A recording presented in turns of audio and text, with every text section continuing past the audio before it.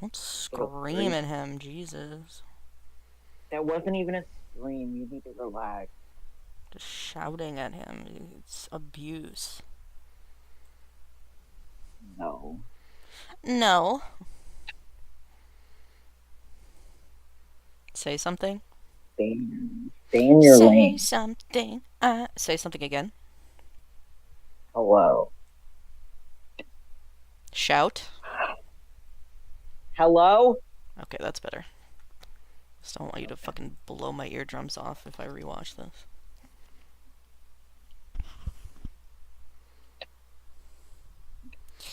Open Kindle. It's been so long since last I've seen my son. Safe from this monster. From the man behind the slaughter. Oh. Where is the start of this?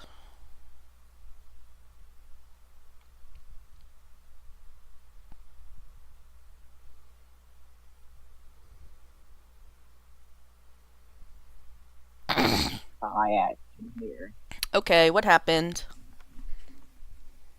I don't know, bud. You're gonna need to remind me. Yin Yu and Chuan Yizhen backstory, what happened? Right. So basically, Chuan Zhen was very special, and You could say that. he required he required a lot Of attention and love. Yeah, and Yinyu was originally like, no, it's fine. Like, I mean, it's okay. I can handle this. And then, while he was really stressed, um, he came in and was like, where's my birthday present? Yeah. And what's his name? Who was it? John Yu. Okay, yeah, he was like, sure, man, you can have the Brocade Immortal because why not? And, of course, this guy's like, oh, it's just a wonderful robe. It's great. And then what did he specifically say? He mentioned Yin Yu to The Emperor, Jinwu. the Emperor, and and because of that, Yin Yu was like, why the fuck would you do that? And like crashed out. Because he Very invited crazy. him, he like asked the Emperor and he thought he was doing like a nice thing by inviting him to this Right. event with the top martial officials, but it was embarrassing for Yin Yu because he was no longer one of the top martial officials and he shouldn't have been invited, and he was like, everyone's gonna talk Yeah. about it and be like, I squirreled my way in here. Yeah. So he's like, why the fuck would you do that? So he crashed out, and then I don't remember what the first thing he said. He was like, go back in there Oh, and tell him and say that I'm not coming. And then Yes, the Brocade yes, Immortal yes. made him do it. And then Yin Yu started freaking out and was like, wait, stop. Yeah. And then it was like right Like, in front wait, of I don't wanna everybody. do that. Right in front of everybody. Everybody saw that he was being controlled, so they went after him. And then Yin Yu was like, go home or whatever. And then he started going to Yin Yu's palace. And the Brocade Immortal, like, has to do what it's commanded at all costs. So when junior officials were trying to stop him, he, like, killed them. So then everybody started going after him. And then he got really his shit really rocked. overwhelmed some more. And he was like, oh fuck, oh fuck, oh fuck. And then he's like, just please die. Yeah. And so he tried to kill himself. No, so which is Chuan Yizhen got his shit rocked. Like, Yin Yu said stop, and no one stopped besides Chuan Yizhen because he got ordered to stop. So he stopped fighting back, and then he got his shit rocked by everybody. And Mu Qing, like, twisted Yin Yu's arm behind his back and was, like, holding him back. And then Chuan Yizhen wakes up from the spell and is like, what? coming over to like help Yin Yu up and is like, "What happened?" And then Yin Yu's like, "Why don't Yeah, you just go die?" And so Xuan Yizhen goes yeah, back into the spell and then immediately grabs his ponytail and tries to slit his own throat. And then Jun Wu shows up and dislocates all of his limbs. yes, And so he's yes, just a yes, puddle of blood on the ground. yes. And so Yin Yu gets It's banished. And so his funny palace like that, all fell apart.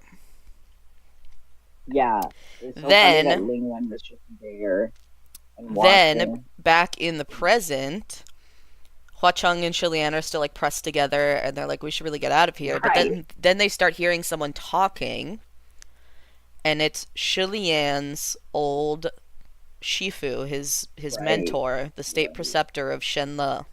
And he's like, what the fuck? So they're listening to that. And let me see.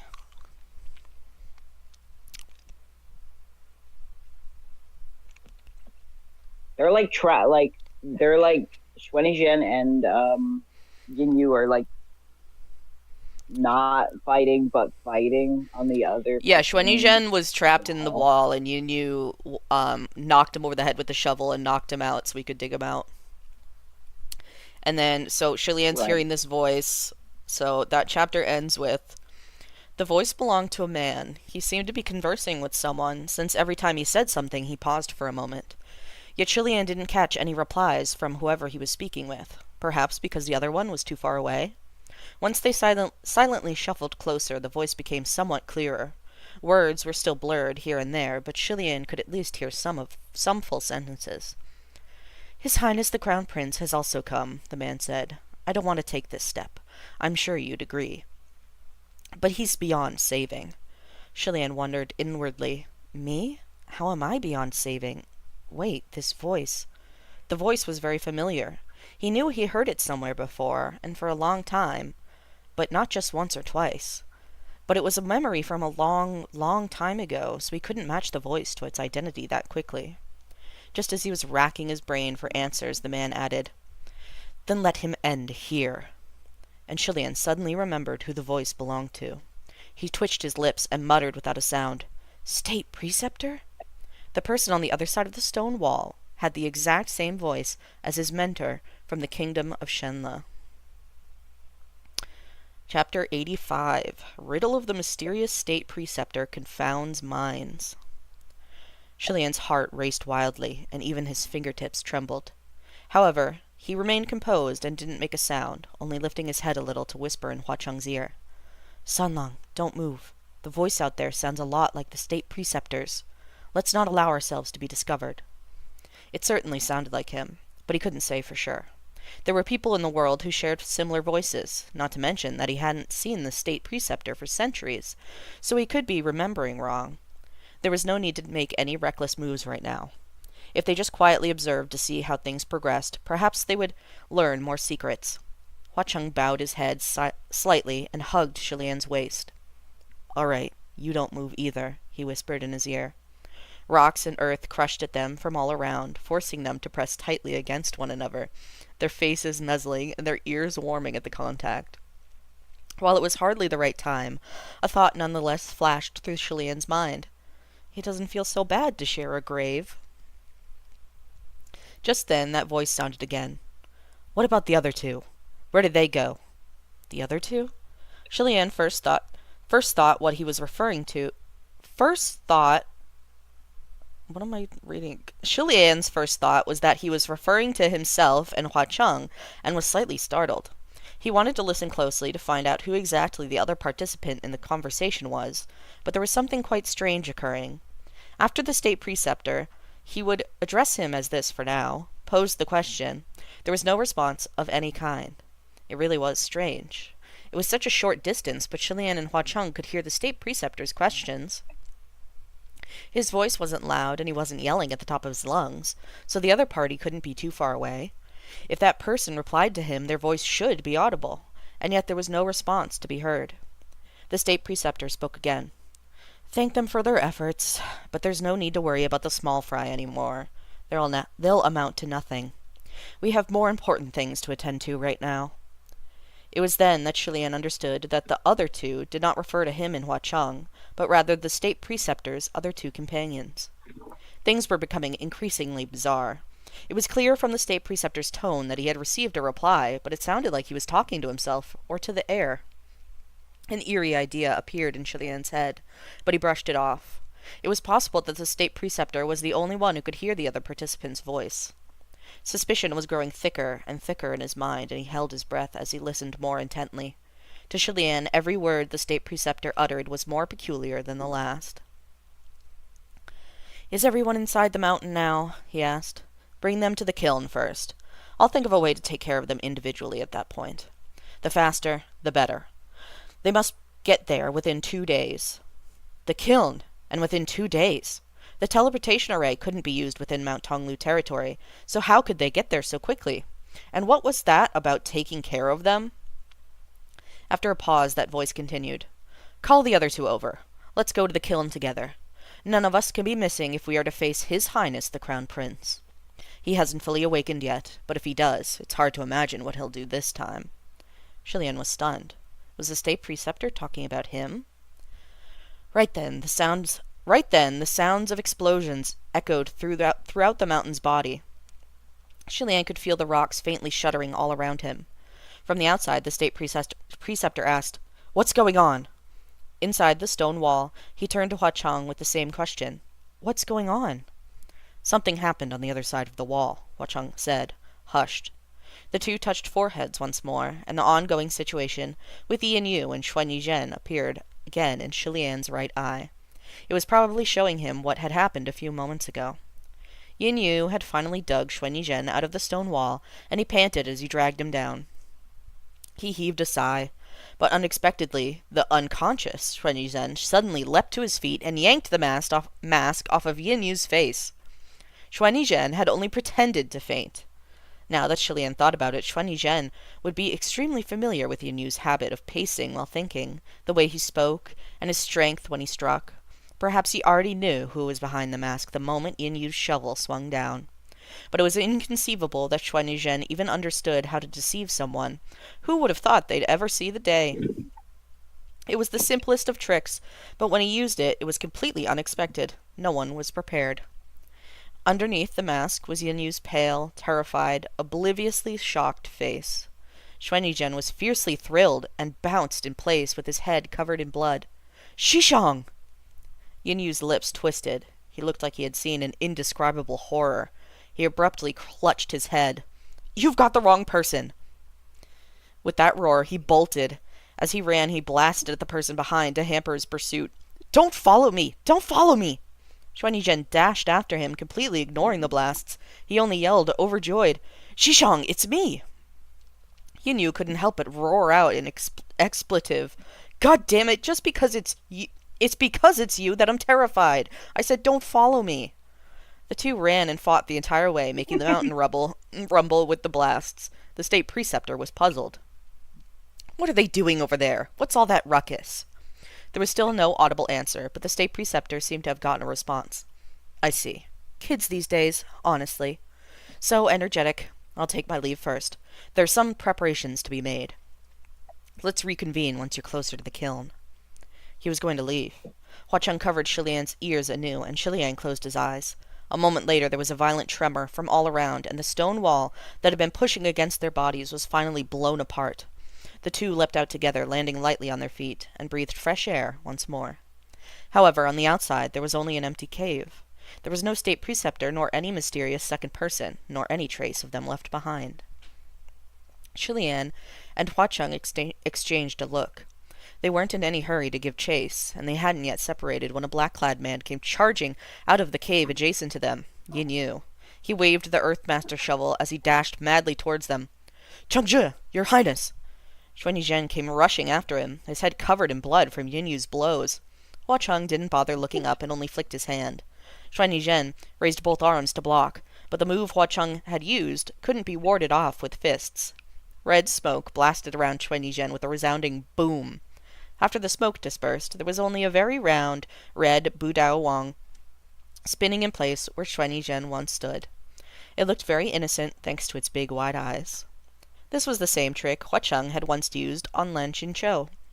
Only then did Yin Yu stop his crazed flight. He wiped away his cold sweat as he approached. I'm eternally grateful, Chengzhu. Did you really have to be so scared? Huacheng asked. Yin Yu was still shaken, and he smiled miserably. Truth be told, when I see His Highness Qi Ying now, I only want to run as far away as possible. Shilian found that a little funny, but he could sympathize. Xuan Yizhen's personality quirks must have severely traumatized Yin Yu. The Bu Dao Wang sat on the ground, watching them pathetically with its wide eyes. It swayed heavily back and forth without anyone paying it any mind. Shilian felt pity for it, and was about to pick it up, when he felt the ground shake. He nearly fell over with the tremors. They almost shook harder than that rocking doll. He quickly steadied himself. What's going on? Earthquake? Although Shilian didn't need help, Huacheng still held his arm to help steady him. Then he turned to Yin Yu. Go take a look outside. Yin Yu recovered quickly and acknowledged the command. Yes, sir. Then he picked up the Earthmaster shovel and rapidly and cleanly dug a hole. Sunlight shone through from the outside. When Yin Yu took a look, surprise filled his face. Your Highness Yin Yu, is it an earthquake or is the mountain collapsing? Shilian asked. It's neither, Yin Yu answered. The mountain spirit, it's running. Running? Shilian and Huacheng exchanged a look, then ran over to look outside the mountain spirit. They were rendered speechless by the sight that greeted them. It really was running. Outside the mountain's body, the scenery was whizzing rapidly past, reduced to nothing but colorful streaks. It was like they were riding a speeding carriage, pulled by galloping horses, or sitting on the shoulders of a giant as it ran wild. Hills, rivers, clearings, forests, they were all trampled beneath the mountain spirit's feet, crushed to make way. Whooshing winds whirled in from the hole, and their hair and belt ties began to dance with them. At this speed, it'll probably only take a few days to reach the kiln, Yin Yu remarked. 2 days? Hearing this, it dawned on Shilian. No wonder. No wonder they couldn't hear any responses from the state preceptor's one-sided conversation, and no wonder the state preceptor asked that they be brought to the kiln impossibly quickly. Because all that time the state preceptor wasn't talking to another human. He was talking to the mountain spirit.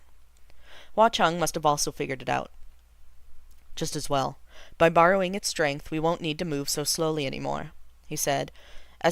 He said they would reconvene at Mount Tonglu. We'll know what he wants once we're there. However, Shilian looked somber, and Huacheng noticed. Guga, what's wrong? What did he mean, hasn't awakened yet? Shilian asked. That voice from earlier had said, he hasn't fully awakened yet, but if he does, it's hard to imagine what he will do this time. If that man really was my master, and he was talking about me, then what did he mean by all that? Shilian said. Guga, don't think too much right now, Huacheng said. That man might not be your master, and the crown prince he spoke of might not be you. Don't forget, the crown prince of Wuyong is also a royal highness. But if it was, Shilian urged, I have some hunches. Will you hear me out and see if they make sense? Very well. Guga, do tell, Huacheng said. There are 3 great mountains within the Mount Tonglu territory. Old age, sickness, and death. Birth is the only one missing, Shilian said. If that man really is my master, and the one he was talking to is a mountain spirit, and he has the ability to communicate with the mountain spirits, then it's possible that when he mentioned the other 2, he was referring to the other mountain spirits. I agree, Huacheng said. And I wonder if the 3 mountain spirits possess human consciousness, Shilian continued. Or perhaps they were originally transformed from humans. Why is there no birth? Because birth has yet to materialize as a mountain. Birth is still a person, and that person is the state preceptor. The more he thought, the more he felt it made sense. With his heart racing in his chest, he continued. Mount Tonglu used to be part of the kingdom of Wuyong. Birth, old age, sickness, death, there are a set of 4. The crown prince of Wuyong also had 4 guardians. Coincidentally, there were also 4 state preceptors who taught me when I was growing up in Shenle. 1 chief and 3 deputies. Do kingdoms typically have so many state preceptors? I didn't think anything of it in the past, but now I realize there normally aren't so many. Do you think this is a coincidence? Or are they all connected somehow? It could easily be a coincidence, Huacheng replied. Aren't there 4 famous tales? And when there weren't 4 calamities, one more had to be forced into their ranks. For some reason, I have a strong feeling, Shilian said. Birth, old age, sickness, death, the 4 guardian deputies of Wu Yang and the 4 state preceptors of Shenle. Perhaps they're all the same people. Shilian followed along with this train of thought. But if it's true that my 4 masters were the 4 guardian deputies of the Crown Prince of Wu Yang, why did they come to Shenle to become state preceptors? Why did they come to teach me? Why did Master tell me the story of the Crown Prince of Wu Yang? Why did he say he wanted me to become someone like that prince? Is there something about me that I wasn't aware of? What did he mean when he said that I'm not yet awakened? Could I actually be...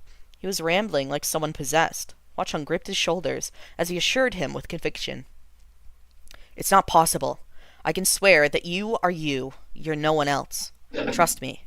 Don't read too much into this and imagine things that aren't real. It was then that Shilian came to his senses. You're right.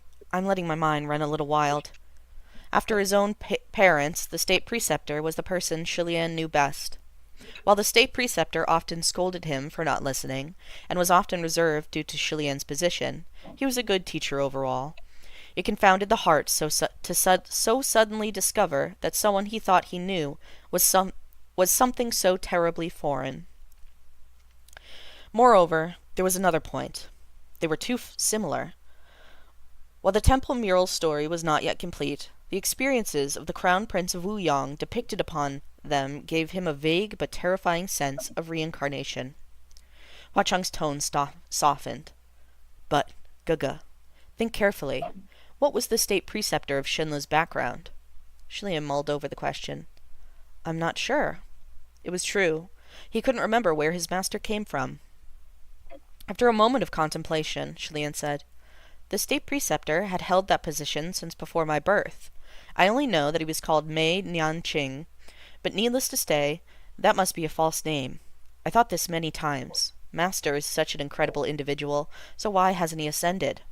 If that really was him just now, then he's spent many more years in this world than I have. If he wants to deal with us... It's all right. Who cares if he's been alive longer? Huacheng said with nonchalance. No matter what he is, we'll take care of things as they come. Remember that if anything happens, I'm here. I will always be by your side. Shilian was a little stunned by that. Yin Yu's present was already faint, and since he hadn't spoken this whole time, he had practically been forgotten. Only now did he speak up. Chengzhu, do we need to go find the others? They'd gotten out of the wall, but Pei Ming and the others had been swallowed too. Who knew? Who knew in which hidden corner they were being digested by the mountain spirit? Yes, let's go find them together, Shilian quickly replied. Please wait, Your Highness Yin Yu. Your Highness, there's no need to call me Your Highness. I haven't been a heavenly official in the upper court for a long time now, Yin Yu said. Shilian smiled. Then you can just call me by my name as well. No need to be so polite. I also haven't been a crown prince in a long time. Yin Yu glanced at Huacheng, who was standing behind Shilian. I daren't, he hastily replied. I shouldn't, I can't. What's the concern? Shilian asked. He took a couple steps forward to pick up Xuanizhen from the Buddha... Xuanizhen the Buddha Wang, when a figure suddenly dropped from the ceiling and landed heavily before him. The sound of bones cracking was loud and crisp in the air.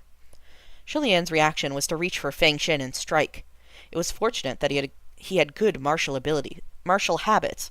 He looked before he struck, and forced himself to halt mid-swing. General Pei? The man, indeed Pei Ming, flipped over and leapt to his feet. He dusted off his shoulders, looking amazingly at ease, and glanced at them. Looks like His Highness and my Lord Ghost King have been enjoying themselves here. We're not too bad, Shilian said. But General Pei, are you all right? I thought I heard a cracking sound. Oh, that was nothing, Pei Ming said, though I appreciate your Highness's concern. That cracking sound wasn't from my own bones, but from this one. He raised an object, and it was the femur of that unlucky man. The bone was bent out of shape. It was this good brother's help that allowed me to dig a path to safety through this mountain spirit's body, he added. Even though it's a man's bone, he's a solid, good man. Just as he finished, a second figure dropped from the ceiling not far away, also crashing in heavily. The group of them walked over to see, and this time it was Pei Shu. He was shielding Banyue in the cradle of his arms, and Banyue was holding the two black clay pots that contained Kimo and Rongguang. The two of them were ashen-faced and disheveled, but they didn't seem to have any serious injuries, and they quickly crawled upright. Pei Shu spat out a few mouthfuls of dust. "General, your highness." "Looks like the mountain spirit didn't think we were tasty enough and spat us out," Pei Ming commented. Hua Cheng and Shilian exchanged a look. "Not necessarily," Shilian said quietly. "Perhaps someone told it to spit you out." Pei Ming took a few steps and noticed the unusual tremors shaking the ground, and he furrowed his brows. "What's with this mountain? Why is it shaking so hard?" "Because it's currently running, carrying us towards the kiln," Shilian replied. Pei Ming walked to the hole Yin Yu had dug and glanced outside. "So fast! Excellent! That'll save us some walking." However, there was still one person missing. "Where's Ling Wen?" Shilian asked. Hua Cheng used his right eye to take a look. The silver butterfly on his back was swallowed by the mountain spirit. He's gone. Which meant that Ling Wen and the Brocade Immortal could now move as they wished. That was no laughing matter. "Let's go find them," Shilian hurriedly exclaimed. Thus, the group started running around once more inside the body of the mountain spirit.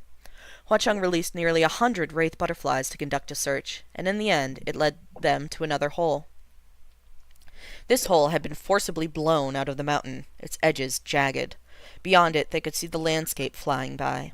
Wild winds were flung into the mountain's body, making hollow, demonic-sounding cries.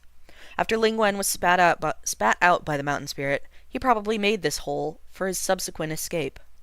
Peering down from the edge of the hole, Shilian frowned. "What should we do now? The Brocade Immortal's destructive power is too strong. We can't just leave it be." "Don't worry," Hua Cheng said. "He's headed for the kiln too. We're just taking different paths to the same destination."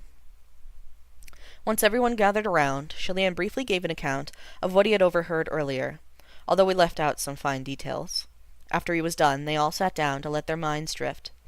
There weren't any monsters to fight right now, and they didn't even need to make the journey themselves, so this downtime was rather boring. Sentient Yu said he really didn't know how to communicate with Chuan Yizhen, and just seeing his face gave him a headache. Shilian felt it wouldn't be wise to release him, so he was temporarily kept in Budao Wong form. Pei Ming was bored, so he continued to play with the doll by slapping it down. Shilian saw how heavily the doll was wobbling, like a little kid being physically abused, and felt sorry for it. He softly cleared his throat, then chided, "General Pei, please stop playing around." Pei Ming briefly complied, but when Shilian grew drowsy and dozed off leaning against the mountain wall with no one to stop him, he started slapping at it again. Yin Yu, who was guarding the hole and keeping track of how much distance had been traveled, watched this from nearby. He kept looking like he wanted to say something, but he stopped himself in the end. And yet, tragedies are born in the midst of extreme joy. Pei Ming's slapping session was interrupted by a sudden thud. Pei Shu had keeled over. Since Pei Shu was his blood descendant, Pei Ming instantly forgot all about playing and grabbed him. "Little Pei, what's wrong?" Yin Yu took this chance to quietly walk over and pick up the Budao Wong, then set it down next to Shilian. Hua Cheng was noised. "What's with all the noise? He's not going to die. Can't you see His Highness is asleep?" Sure enough, Shilian was roused. He groggily realized he'd somehow ended up leaning against someone's shoulder when Hua Cheng's voice sounded right next to his ear. "Gaga's awake?" Well, Shilian rubbed his eyes. The Budao Wang Xuan Yizhen was swaying back and forth next to him, so he quietly tucked it away. I fell asleep on you? Sorry about that. What's going on?" "It's nothing," Hua Cheng replied, looking calm and composed. "If you're sleepy, you can take another nap. We'll be there soon enough." Across from them, Pei Ming was violently shaking Pei Shu by the collar. The sight shocked Shilian a little, and he was now quite awake. Thinking something was wrong, he went over to try and help. Once he finished his examination, he said, "Oh, don't worry, General Pei. General Pei Jr. is just overwhelmed by fatigue and hunger at the moment." Pei Shu was mortal right now, after all. He'd been struggling all this time without food and water, and he didn't have Shilian's wealth of experience with starvation and beatings. He couldn't hang on anymore, and had finally collapsed. Pei Ming had a bone to pick with the way Shilian had described it so offhandedly. This What do poor you guy. mean? What do you mean, just overwhelmed by fatigue and hunger at the moment? That couldn't be helped. He didn't like to brag, but Chilian could go 3 days on one meal, and he could get beaten down 10 times and be back on his feet and collecting scraps like nothing happened. Yeah. What other heavenly official had more experience with this? Um, Chilian coughed. Does anyone have anything to eat? No one responded. Benua took out a pot. I'm sorry, I only have this. The moment that Pei Ming saw it was the pot of toppled phoenixes, he yelled, Why are you still holding on to that thing? Who are you trying to kill? Throw it out now! While they were getting noisy and rowdy, Hua Chung turned to Shilian. See, I told you it was nothing, so why not take another nap? The mountain spirit had been running the whole day with them on its back, and Shilian could see that the sky was turning dark outside. How far have we traveled now? How much longer until we meet? How much longer until we reach Mount Tonglu? We've run nearly 400 kilometers, Yin Yu answered. That was definitely much faster than walking. Shilian rose to his feet and approached the edge of the hole where Yin Yu had been keeping watch. He was only going to take a casual look, but when his eyes swept over their surroundings, he saw something that made his hair stand on end. What's that?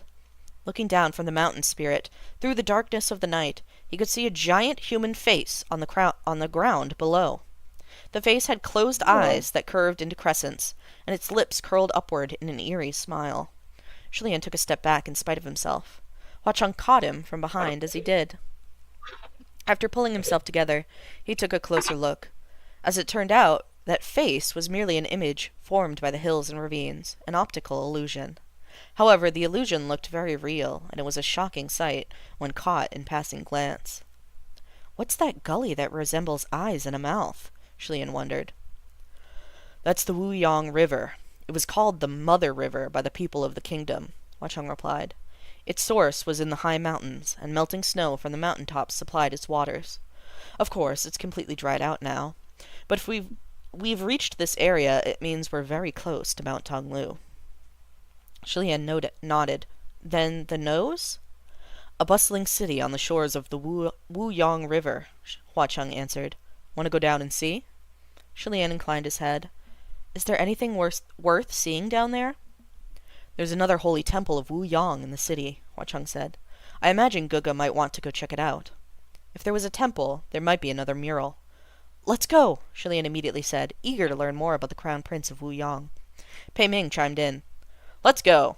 We have to find some food and water for little Pei. How do we get down, though? My sword's broken again. Hua Chung waved, and silver butterflies appeared around each of them in a flurry of shimmering light. They rested on their shoulders, backs, heads, and sleeves. Anyone else who saw these little silver butterflies might grumble and question whether they could possibly bring them anywhere, but Shilian didn't say a word before releasing Royer and tying everyone together so they wouldn't lose each other mid-flight. Yin Yu widened the hole to allow at least 5 or 6 people to go through at the same time. Preparations complete, Shilian and the company stepped forward to the edge of the hole. Everyone, get ready. Wait, Pei Ming called out. Shilian turned to look. General Pei, is something the matter? What's that on your hands? Pei Ming asked. Following his gaze, Shilian looked down at his hand. Only then did he realize that his and Hua Chung's fingers were still connected by that red string. Shilian softly cleared his throat. This is a spiritual device of sorts for keeping in contact. Oh, Pei Ming said. Doesn't it make moving around difficult? It's a string, after all. What if you trip on it, or it gets tangled or something? Accidents might happen. His comment made a lot of sense. A martial god should never allow anything to hamper their movement. It wasn't as if Shilian didn't know that.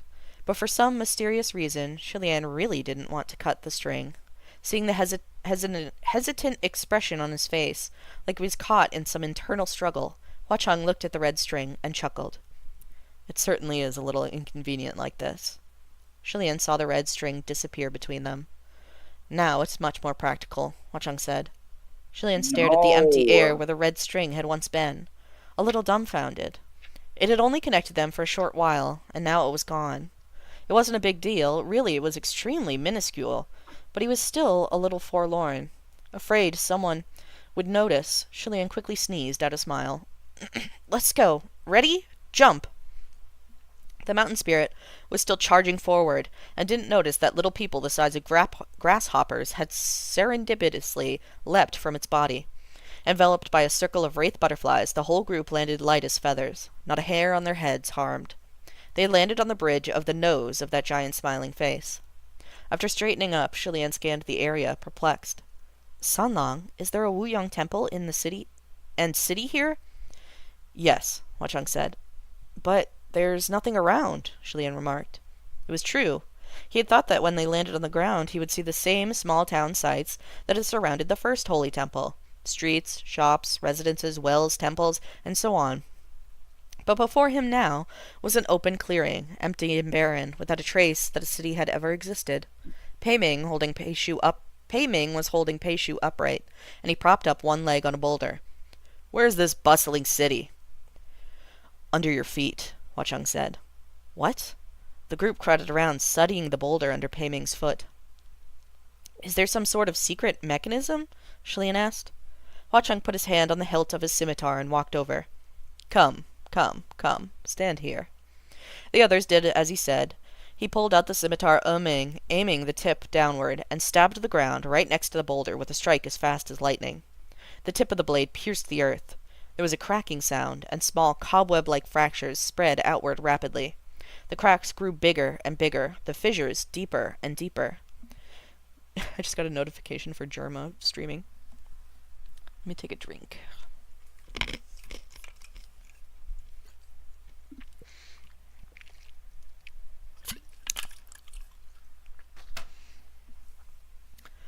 Finally, the entire section of the ground caved in with a boom, revealing a chillingly dark hole. Huacheng jumped in first. Shilian hadn't realized he would take the first leap, and he dove for the edge of the hole. Sanlang! Huacheng's voice came from below a moment later. Everything's fine down here. You can come down now. It turned out he'd gone down first to scout. Shilian sighed a breath of relief and immediately jumped in as well. Huacheng reached for Shilian's hand and pulled him upright. It's so dark in here, Shilian noted. He had just spoken when several silver butterflies lit up the darkness, dancing languidly in the air and shimmering specks of light. A number of ghost fires also appeared to illuminate the deeper parts of the hole. What appeared before them was a long street. 1,000 years ago, this would have been a bustling place, packed full of shops and large buildings. The boulder that Pei Ming had stepped on was the roof of one of those very buildings. The others jumped down, one by one as well. Shilian looked up. I see. So this city was buried. Buried by what? Earthquake? Landslide? Or volcanic ash, Huacheng said. Shilian quickly turned to look at him. The entire city was buried beneath the volcanic ash about 7 meters thick, Huacheng specified. What you see right now is a portion that was dug out by nefarious creatures who came to Mount Tonglu for past trials. There's still more of it buried deep within the ash. Shilian instantly thought of the mural inside the second divine temple. Its vivid red glare seemed to materialize before his eyes again. This meant that the apocalypse foretold by the crown prince of Wuyong's dream had really come true. Pei Ming set Pei Shu down on the roadside. Never mind all that for now. Is there water? A few sips of water would be good for him. The river on the surface has long since dried up, though I recall there's water in the deeper parts of the city underground. Let's see if we have any luck finding it, Huacheng said. Thus, Pei Ming, Banyue, and Yin Yu left to go find water. Shilian was still deep in thought when Huacheng walked over. Gaga, look at your hand. Shilian automatically did as asked. When he raised his hand, he saw that the bright red knot on his third finger, personally fastened by Huacheng, was still there, even though the red string connecting the two of them was gone. It was like a tiny red butterfly had perched on the back of his hand. Huacheng had explained that if the red string between them broke, the knot would disappear. Shilian couldn't help but blurt out a noise of surprise. This... Seeing him stunned, Huacheng smiled. Just a little camouflage spell, that's all. The red string is hidden. The distance is unlimited, and you don't have to worry about tripping over it. But it wasn't actually broken.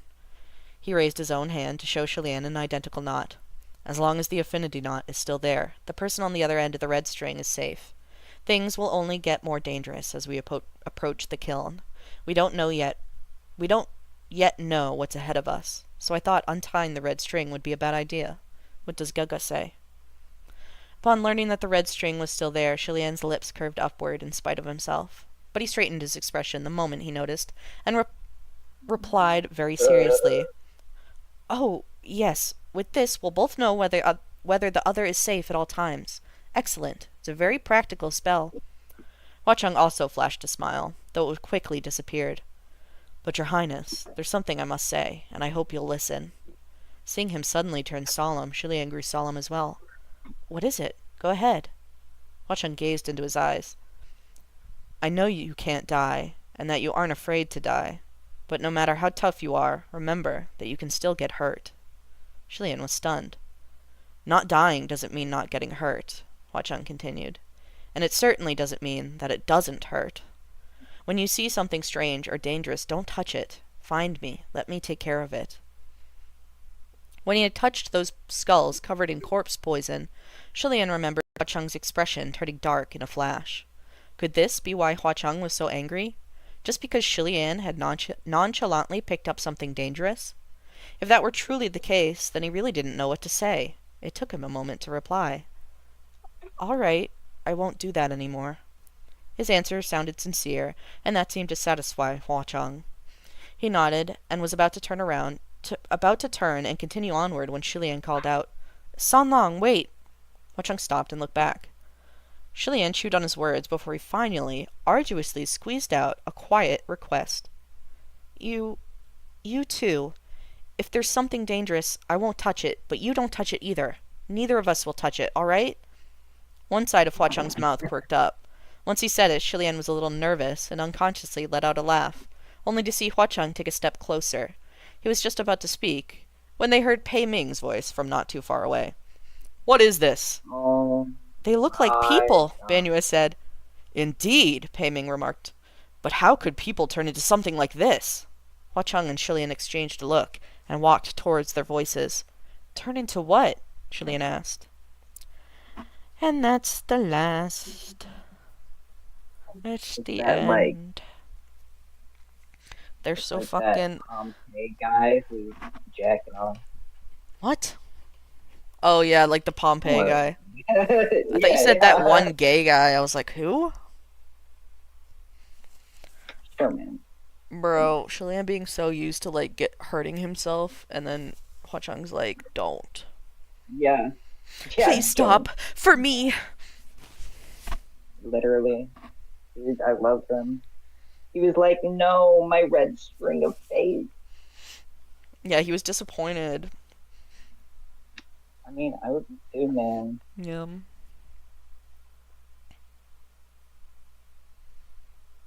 Yeah, the next chapter's A too lot of long. fun. The next chapter's too long to start now.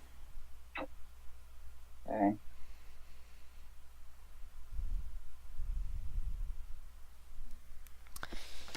I'm making what is it? Creamy Dijon dill chicken. What? Chicken? Oh, I'm chicken. making You're making cream?